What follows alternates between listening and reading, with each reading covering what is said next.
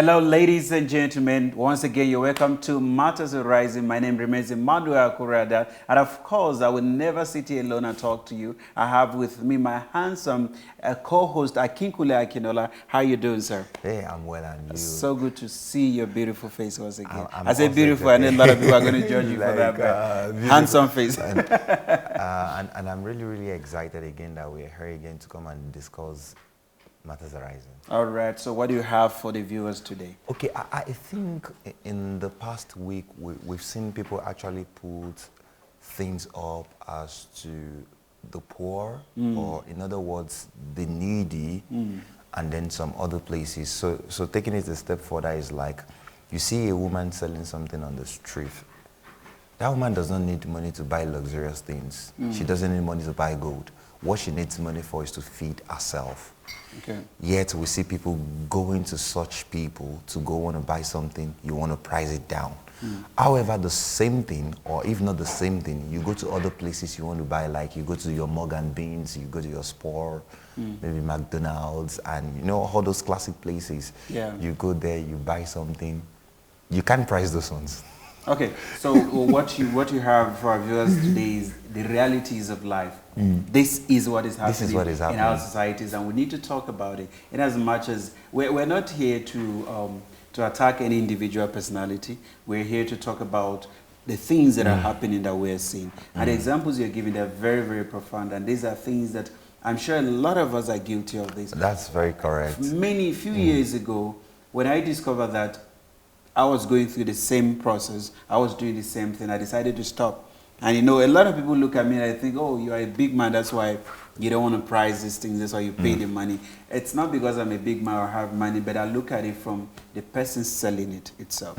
If you go on the roadside, you see a lady selling an apple or selling bananas, and you see people want to price it to the last cent. People want to buy it 50 cents, they want to buy it 1 rand, they want to buy it 2 naira, whatever it is that you know they can price it to. But when they go into these shops where these things are well packaged, you know, and the same thing, even the quantity might even be, and the quality might even be better from the woman selling on the road. But then you go there, you pay so much for it.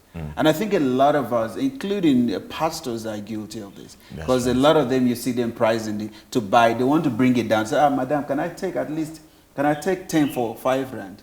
True. But you can't go to Spar or go to Pick and Pay and you say, can I take 10 for? Because the price is already there. So you just go and then you pick it. You don't have to price it. Why are we cheating those people on the street? It's really, really serious, because if we look at it holistically, like what we've been saying, the point is this. That woman selling that thing needs money for survival. So what the problem is, or what our thoughts is actually trying to play on our minds, is not really good, because the same quantity, like you said, the same thing. And do you know one other thing is this? Most of these people that we see on the street, they buy the same thing from where all those people also bought theirs. You understand?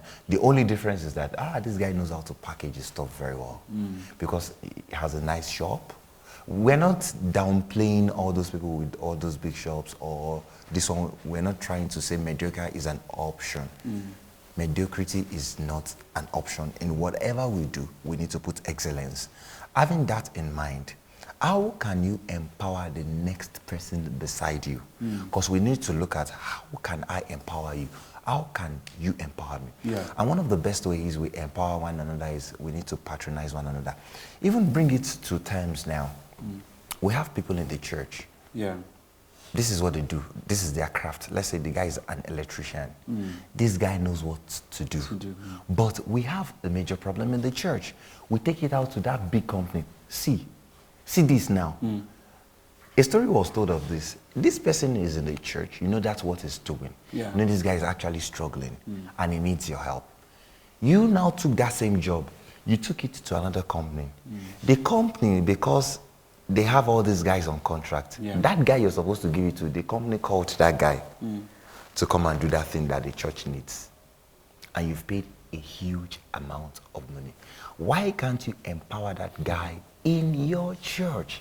That's why we tagged it realities of life, because these are things that are happening in our societies. They're happening in churches. They're happening everywhere you see, and it's very important that we talk about these things. And we're not talking about it to condemn anybody, but we're just looking at it also from where these people are coming from. We gave examples of people selling on the roadside, and now you are bringing it from the church, which is a perfect place for us to start, because I believe that is where the government is. You know, church, yes, they know how to govern, so everything should be in church. We're expecting perfection when you talk about church, but then in church is where a lot of people are being exploited. Like you said now, if you have somebody in church, some people actually prefer for you to work in church for free, as a matter of fact, because you are a professional. You're a professional, like a electrician that you just talked about now, and then you're working for a church. The church expects you to render those services for free.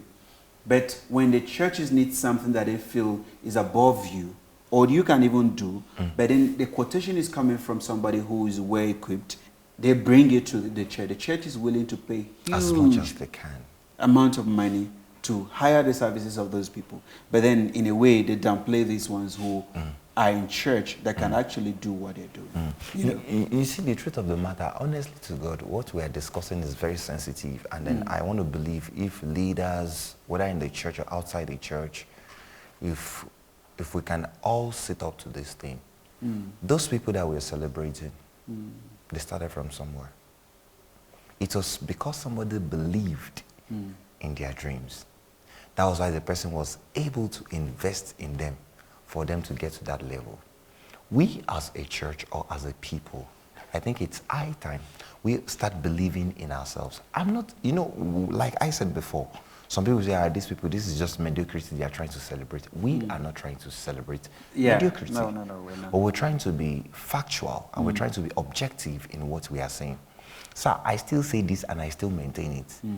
That person that you believed can do it for you, it is that same person, that big organization, is still calling on contract to come and do the services that you would have helped that person in his low estate to achieve. Let me give you a practical example. A brother actually discussed this thing with me. He has this company where they bottle waters, and then he's based in South Africa. And one of the things he said is that he has a contract with the government. Yeah. He supplies them water. And now here's this guy in his church. They don't even recognize him. He's trying to pitch or never. He won't succeed. No. And this guy's like, if these people can help me, it will also take me a step further. Because it's like the people patronizing him are unbelievers. And after he said that, I was like, my God. We want to go into scriptures, right? It is very. So what we're going to say, that this is what the book of Proverbs 22 says. It says here that, rob not the poor because he is poor, neither oppress the afflicted in the gate. Now let's look at it coming from, and it's very where we center these around churches because we feel it's where perfection is expected from a lot of people out there. And then you come here and these things are not being done. So you look at people who are poor, well knowledgeable, but are not being given the opportunity. Yeah. I started the intro and we're talking about from somebody selling on the road because that person is poor and is managing, just trying to survive. Then that person is being oppressed. That person is being deprived of that opportunity to make any living. Because people come and look at it and say, how can I buy this thing for? No, leave it. Let's go to Spar and buy it. Let's go to Pick and Pay. Let's go to ShopRite and buy it. So we go to those places. Why you're supposed to get this here from this person and support this person? You prefer to go to a place where you're buying the one that is well packaged, right? Because that person is poor and is just managing. The same thing, you have people in church who are knowledgeable about the word of God. Some can even preach better. Because of their financial status in church, some of them are not being given opportunity. They are being oppressed. And how then do you expect people like that to, how do you expect you as a leader, if you are a leader of a church or an organization, to impact people if you are not actually, you're recognizing people based on how current situation. It's a big problem. It's a big problem. You know, It is a big one. Because one of the things I've seen, John actually said something. He said, he that seeth his brother in need and shutteth up his bowel of compassion, how dwelleth in him the love of God? Yeah. Sir. So Apostle John, like he said, the aspect of love, and I think it's something, because the truth of the matter is, if love is in the equation, I don't see a need whereby I need to be able to help somebody up, and I just decide to downplay that person. And this is one of the things. Okay, I read another thing. I just stumbled on it on social media. There's this old man selling eggs. Some people came, they wanted to buy, I don't know the number of eggs, and it was just for $1.25. And they had to price it down, you understand? And can you imagine the person who is selling that egg might be making maybe 50 cents? Not even up to 50 cents. You understand what maybe I'm saying? 10 cents also. 10 cents or so. But then you want to take that 10 cents away. You now know what happened, sir. These people, after they bought it at that price, they went somewhere else to go eat and do the likes. They spent $45 to buy what they needed to eat there. After they were done eating, they even tipped the guy that assisted them with $5. Look at that old man. Look at that poor man. Do you know what this is what Leviticus 25:17 says? Do not take advantage of one another, but fear your God, for I am your Lord. Okay, this is another one. Proverbs 22:16. This is what Proverbs 22:16 says.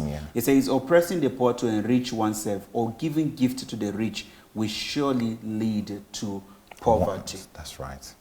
Now, these are some of the things that I wanted us to talk about. Since we're talking about realities of life and some of the things that are happening, I've seen instances where we have rich people in church. Let me just put it that way. If you are celebrating your birthday, there's not going to be any gift for you. Wow. But let somebody who already have everything, have money, have cars, have houses, have a stable home, start celebrating today. You will see the gifts that are going to be coming from the same people who could not look at somebody in a church who does not have, for them to at least say, okay, this is your day, we're going to bless you, right? At least let's do something to put a smile on the faces of this person. That's serious. But the person who don't need it is being given. That's so true. There was a time I heard of something like that as well. Do you know what I've seen with humans? Maybe the need for recognition. Because, you know, that man is extremely rich. That man does not even need what he doesn't need it. That money doesn't need it. But you have some other people there that don't even have what to eat at home. And we try, like people say, what we always want to do is we want to celebrate the celebrated. We will always want to celebrate the celebrities. What about other people that, you see, the thing is this, we need to be sincere with ourselves. There are people that are in dear need. They are genuinely in need of it. I mean, if you can see somebody, you can see a lady, a child, or whoever it is that is selling or is hawking on the road, and you are so much struggling, I mean, so hard for you to cheat that person, to bring the price to a point where they can't even make profit. No profit. What are you doing? You're not empowering these people. Look, I look at these things, and I'm not at the level where I want to be in life, right? But I've said one thing to myself is that if I want to support somebody who is selling on the road, and I go to you, I know this is your business, you know it better than I do, right? I don't think I should go there and start spending time for me to start pricing, for me to start making sure that I buy the cheapest things because you are selling it on the road. It doesn't make sense. Are we really, as children of God, are we supposed to be doing that? We need to go back to the foundation. Someone once said something, and which is extremely true. Where we're coming from and where we're going to. Do you know that these people, after they might have priced down this thing, let's now say, for example, there's a need in the church. They call these big figures. Those same set of people will go out like this. That is need for recognition, which is not supposed to be mentioned amongst us. What majority of these people actually want is they want the names to be there. yet you're going out, you're driving out. You know, another thing is even this. Somebody is staying very close to you. Because you are in your car, your AC and all those things, you just drive past the person because the person does not have a car. And you just keep your head straight like this and you just keep going. And you know that person does not even have money to get into taxi. You know, this is a very interesting topic, guys. A very interesting topic in the sense that you have some people who can't even shake your hand. No, they won't shake your hand because you're not up to the standard. You're not up to their standard. That's and right. These things are happening in church. They're happening in the world that we live today. And you know, if you doubt what I'm saying, just go to a church where there's a concert or there's anything happening and see those people who are hawking in the church premises. Some pastors, deacons, deaconesses, they come there to buy things and just check how they're pricing these things. They want to make sure. These are people who don't have. You know, these are people who don't have.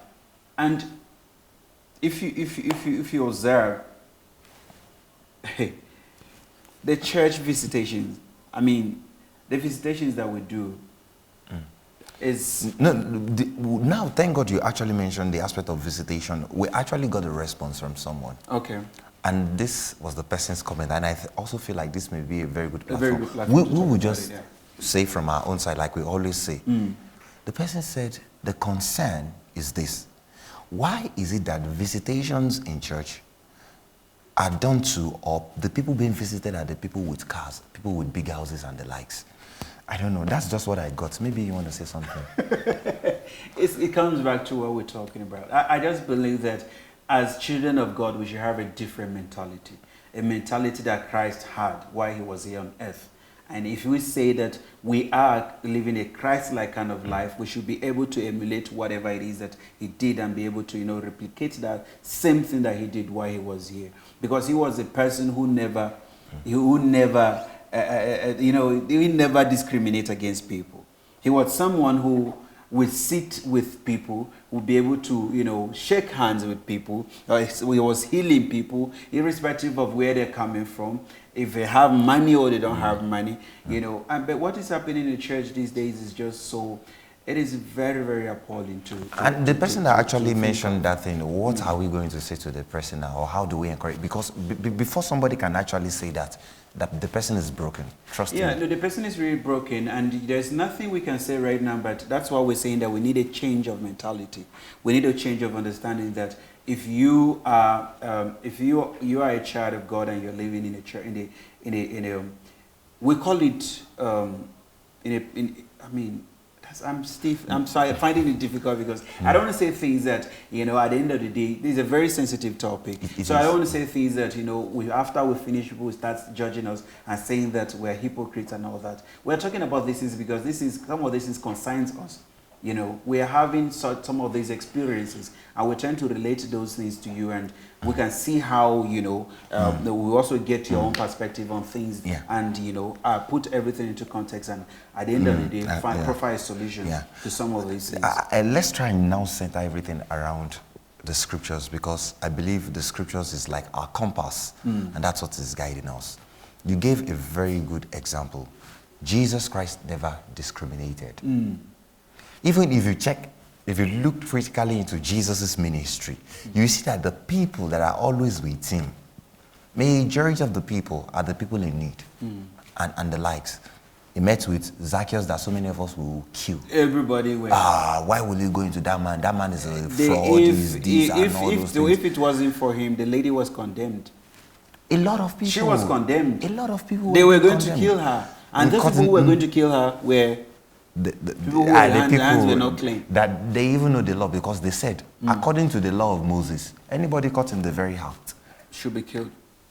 Okay, whoever have not committed this sin, take the first stone.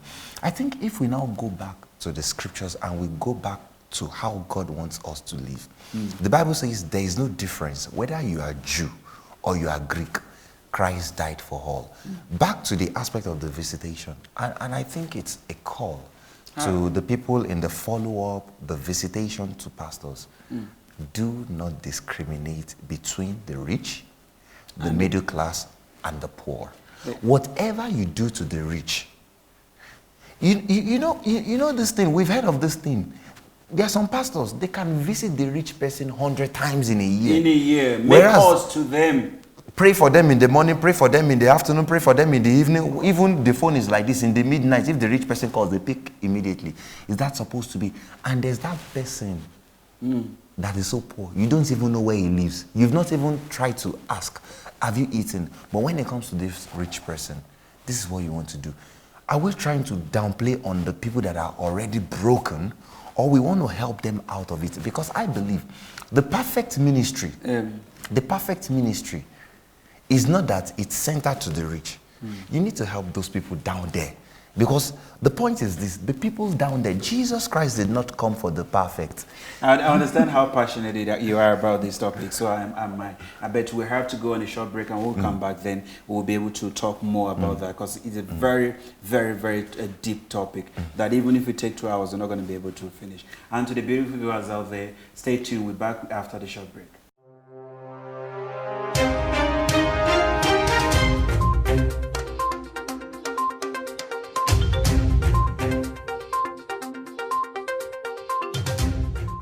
Welcome back from that break, and if you're just joining us, you're tuning into Matters Arising with myself and Emmy Akura Adaa.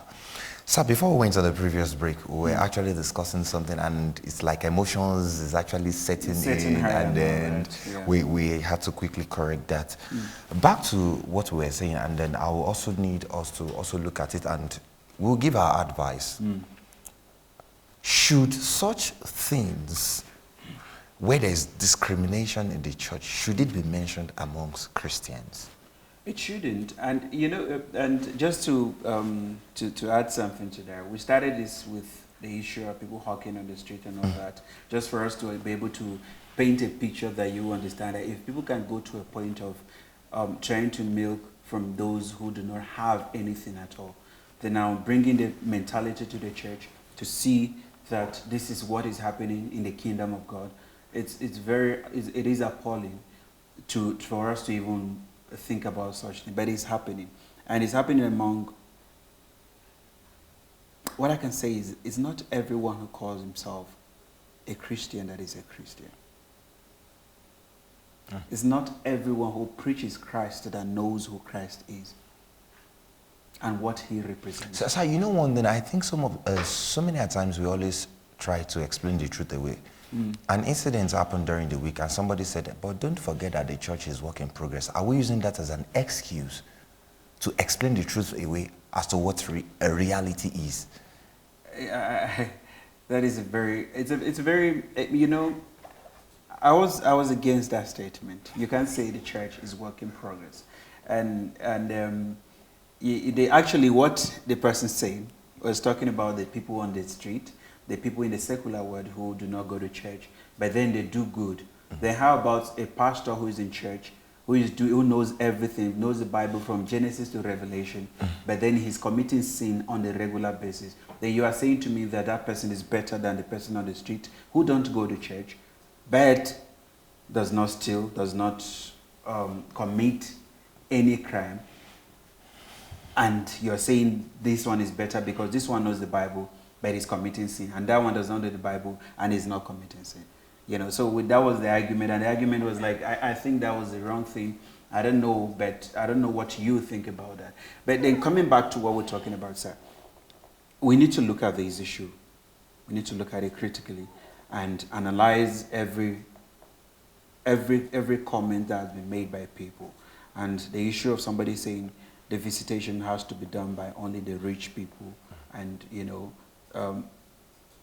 I just want to add that, do you know sometimes people take their phones in the church and call the so-called mighty ones in church that they want to visit them?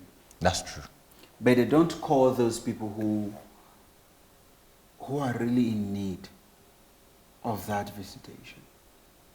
Sir, to add on that, okay. No, go ahead. Come on. I know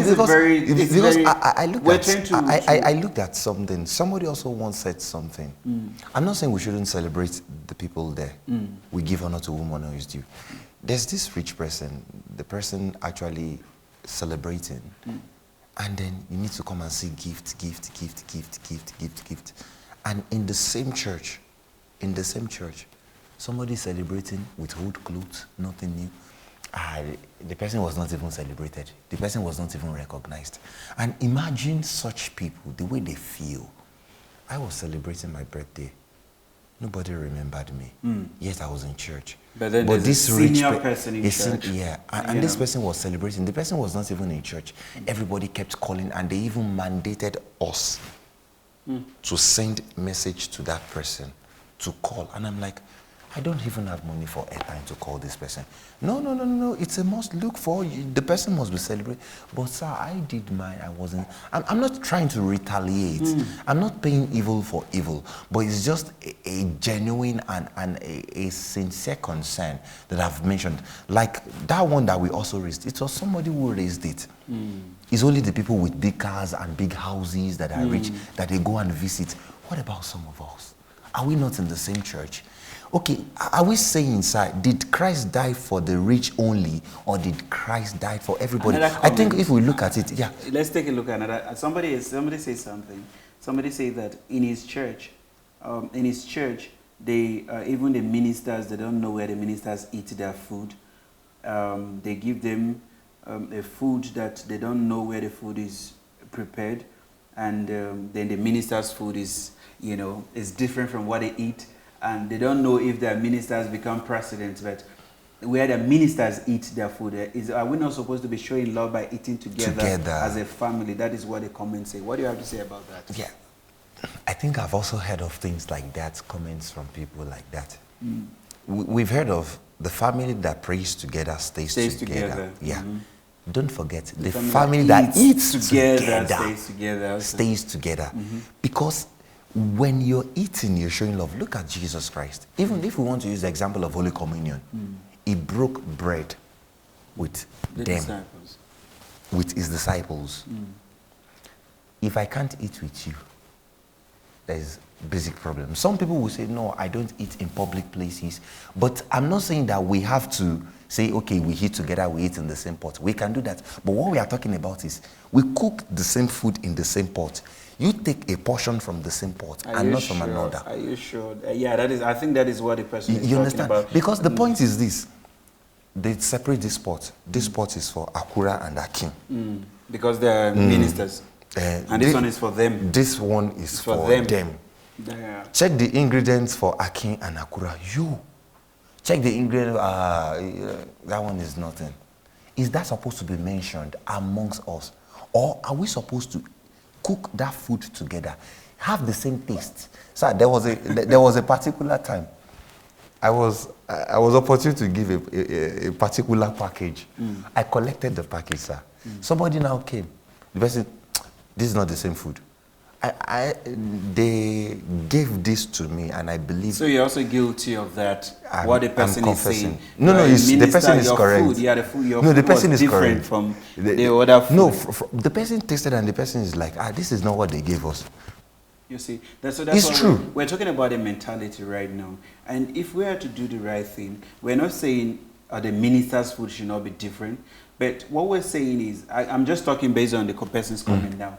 I'm not saying the minister's food shouldn't be different. The food should be different. But what should happen is that let it be the same food. From the same pot. What do you think you can? What I think, sir, I find it very difficult, very, very extremely difficult, giving out old clothes to people, because I look at it. If I don't need it, why should somebody else need it? I don't have, but I'm saying the one that I have, that I feel I don't need them anymore. I don't think I should be giving it to somebody who. So if there's any food that, I'm saying this because somebody said to me that I have this food, the fridge, I don't need it. Maybe I should bring it to you. You can't eat it and you want to give it to me. He said, I don't need it. No, wait. No, wait. I'm telling you just exact words. I understand. If we are saying you don't need it, we need to go back to the source. You prepared the food from what time? If you're saying you don't need it, I understand you don't need it, you want to give it to me. But the problem here is this. Is it that you don't need it because the food is about to expire, or because the food has expired? I don't know or what you you don't feel need like it. I don't know what you don't need it. because we really means, need to look at it. We should not deviate from the digress from the whole topic, because it is a very, like you say, it's a very sensitive and very deep topic that if you start talking, it might be that we're attacking personalities, and it's not the case. We're just here to bring our own ideas. And what I always say is that the impartiality in this show is what we thrive on, you know, because we sit here, we don't support anybody, we just bring our views, we put it on the table, we analyze it, and then we bring it to you for you to also comment and then tell us what you think your opinion is, and then we respect so much your views and all that. So what we're talking about here is very, very, very deep in the sense that these things are happening, whether you like it or not. You can sit and sugarcoat it, try to hide it, but people are people are saying it. People are sending messages already that, look, this is what is happening in my church, and this is what the ministers are doing. So if people can have that mentality, how then do we then change from that? Because we are now seeing the light. It is until when we come to that point that there's no difference between you and me.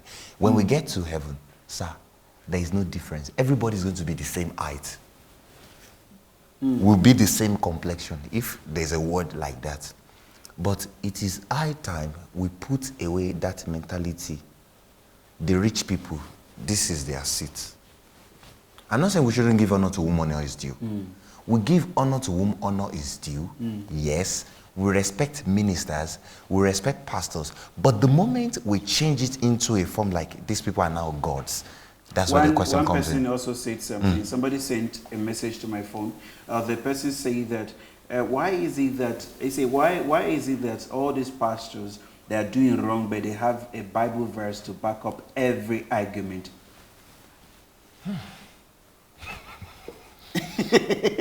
You know, they're saying, because everything that is happening that we're talking about, they say every time they complain, this is what the person says, they say every time they complain, those people have a Bible verse to back it up with. Sir. And then another thing also that somebody once said to me is that they say the pastor preached in church, and the pastor used a verse in church, and he was preaching from the Old Testament. But when he then attacked the pastor, not like attack, but he went to the pastor to seek clarity with a verse from the Old Testament, the pastor told him, no, put that one away, Old Testament. We're now in the New Testament. The pastor, you just say, no, you will not understand things of the Spirit. Wow, that's smart.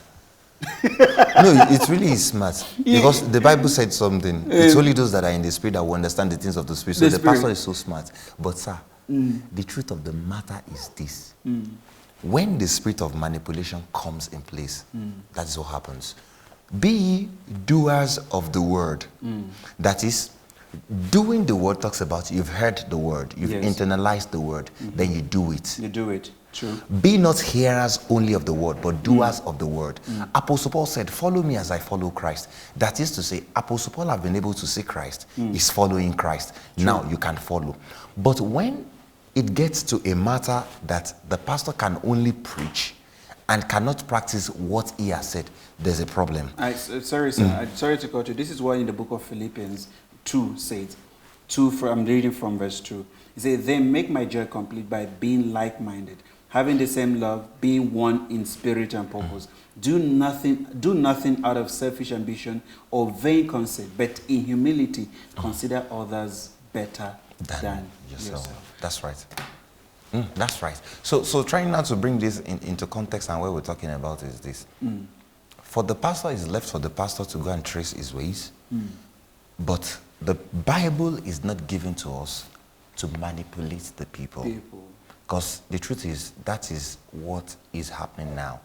Like you said, why will a pastor preach a message from the Old Testament and somebody went to the pastor, let's say counseling, and the pastor said, I know that one is Old Testament, and he says, pastor, but you preach, I know you will not understand the things of the Spirit. Is the Bible divided, or is Christ divided against itself? I think in that case, it's like the mainstream of the church, it's more important than the Bible. So most of them are judging based on what the church, the doctrines of the church, what the doctrines of the church are. Say to you, oh, in my church, they say we should shave. In my church, even the Bible did not say so. but they will tell you, this is what my church say we should do. So we have to leave it for them. If they feel that the principles of the church, and policies are not law. That's what people don't understand. If you go to any organization and you see on the wall, you see the policies, the policy is what governs that organization. It's not what governs the entire nation. The nation have its laws. So if you think in church, your church says you behave in a certain way, then in a way we're moving away from the precepts of God. And now we're focusing more on the policies of the church then. We're missing it as Christians, And coming back to our topic, I was thinking, because this topic is we're talking about people that are being robbed or being denied the opportunity of earning a living because they're poor. We're seeing it on the road, people hawk on the road, who you go there, they have bananas that are very big, you like them. Madam, how much is the banana? You say, it's 2 rand. Madam, can I have it for 1 rand, please? Can I have it for 1 rand? But when you go to McDonald's, they tell you McFist, medium or large. They tell you the price. You don't price it. When you go to Pick and Pay to buy things, you see the same banana that woman was selling, and this one is even smaller. She was giving you 5 or 10 rand. You come here, they have 10 packaged for 15 rand. And you buy it without questioning because it's sealed. You deny that woman the opportunity of any 50 cents to take care of herself or her family. Because whatever it is that she was selling, you think is too poor for you. It's not organized the way you want it to be. God will have mercy, and I want to believe that God will help the church at this time. And my submission on this is that we need to go back to what the scripture says on every matter. Then if we go back to the scriptures, then we will be able to understand. We need to empower the less privileged amongst us. Okay. It is until when we empower them, that is when the church will grow. Because church growth we're talking about is you empowering somebody from one state into the desired level or that place that God wants them to be. But if we are always celebrating the people there, when are we going to give chance to the people that are coming? Another thing you also need to understand also is that, unlike the message that the person we spoke about now, you look at some of these people in churches that they're giving opportunity to those people who have money, who are rich. And then they look at somebody and they feel, because, financially, you're not where you should be. For that reason, then your opportunity is limited for you. That's true. And we've seen that happen in our societies today so we need to just have a shift of mindset. As Christians, we need to have that. We need to understand that those people who are in our churches that we feel are not supposed to be up here, it's God that qualifies people. It's not human. If you rely on human to qualify you as an individual, you will be where you are for 20 years because you don't have anything. Then those people, because we have seen it, it's happening. Whether you like it or not, whether you try to sugarcoat it or hide the truth. But the truth of the matter is that these things are happening. People come to your church for the first time. They first weigh them and look at how, you size them up immediately. Financial, power. If they have that, you put them to the front. Then their promotion goes. You put them in the front. From 0 to 100. Skyrockets. But those people who have suffered for 20 years, you're still saying to them that they need to be at some stage before you will promote them. They have been there. They are stagnant because you, that are supposed to allow their light to shine, you hold in that light. You off it and refuse to on that light so that the light will shine on them. God will have mercy. Amen. Amen. God will really have mercy on us. God will have mercy. So we really need to go back and look at it. Like the book of Philippians that we just read, that said, if the moment you start looking at yourself that you are better than other people, that is where it is stay. But you're supposed to look at everybody to be better than you. Have the same mind in love. That's the most important thing. And I think there's no love, because if there's love, you look at your brother who is suffering. You look at your brother your brother doesn't have to be somebody who you were born the same mother with or the same father with. Anybody. One pastor during a Feast of Esther, when he was preaching, he said something that you look at Jews, The Jews don't care. They don't discriminate. If you're a black Jew, they will take you. If you're having a problem in Africa, they will take you to Israel because they believe you're one with them. So he was saying, treat me better than your blood brother in the house because we are related in Christ. We share the same blood, which is very important. If you are treating everybody that you say, okay, we are here in church, worshiping God together as Christians, then we should be brothers and sisters, being treated equally. If you want to visit somebody, don't visit somebody who have expensive cars and big houses. Go to people who don't even have. Those who stay in the location. When was the last time you visit somebody who is sick in your church and is living in a project, in a ghetto? When was the last time you go there as a senior pastor of your church? You go there to visit these people. When was the last time you called them and even say to them that we want to check on you, want to pray for you? But you can call a prominent person in your society more than 100 times. Just to remind them that you want to visit and you're praying for them. But then the people who need that prayer are not being getting it. Yeah. I know it's a very sensitive topic that we brought to you, but you know, our goal is for us to be very objective about everything that we bring into you, you know, and then you will be able to analyze out there, you know. But we're not hypocrites. We're not going to be hiding the truth from you. We're going to be saying everything to you the way it is. We need to change our mentality as Christians. And that's so powerful and so true. And then before we actually call it a wrap, what will be your final thoughts to the viewers? I've said it all. I've said it, you know, and this is what we need to do. I've made this to myself. I am not rich. I'm not where I'm supposed to be. I know I will get there soon. But what I do is I don't go on the road. I want to buy a banana. I want to buy avocado and start pricing it. No, I don't do that. I support those people who are doing it. Because if I go to Pick and Pay, I go to McDonald's, I don't ask them, do I need to pay 50 rand where I'm supposed to pay 70? No, I just pay because you think it's organized there. So this one should also be organized. This is the little way in which you can empower these people who are trying to get in a living to take care of their families. So I don't do that, not because I have. I don't, but I feel God has blessed me for me to be able to even get that 10 rand for me to purchase that banana which that woman is selling on the roadside. So I think we need to change our way of thinking as Christians. And to our wonderful viewers on this day, what we're trying to say is this. Irrespective of where you find yourself, in the church or outside the church, if God has blessed you, you need to be a channel of blessing to the people. You are not being blessed because of yourself, but you're blessed because of others. And to our wonderful pastors, we respect the grace of God that is on your life. Whatever you do to the rich, do to the poor. Don't manipulate the scriptures for whatever reason. Yeah, it's in the Old Testament, but sir, you use the Old Testament. You know, you cannot understand the things of the Spirit. Please don't do that. By so doing, you're breaking the body of Christ. Is Christ divided against himself? Apostle Paul said no. Christ is one, and the power of Christ is one. We're just leaving you with our thoughts on this great day. It's just for you to go and ponder and change. We are not here to condemn. We're not here to castigate. We're not here to do anything that is funny. However, we are actually coming to you on matters arising based on our own point of view, and also for us to create a better environment, a better society, so that we can all live together in love and in unity.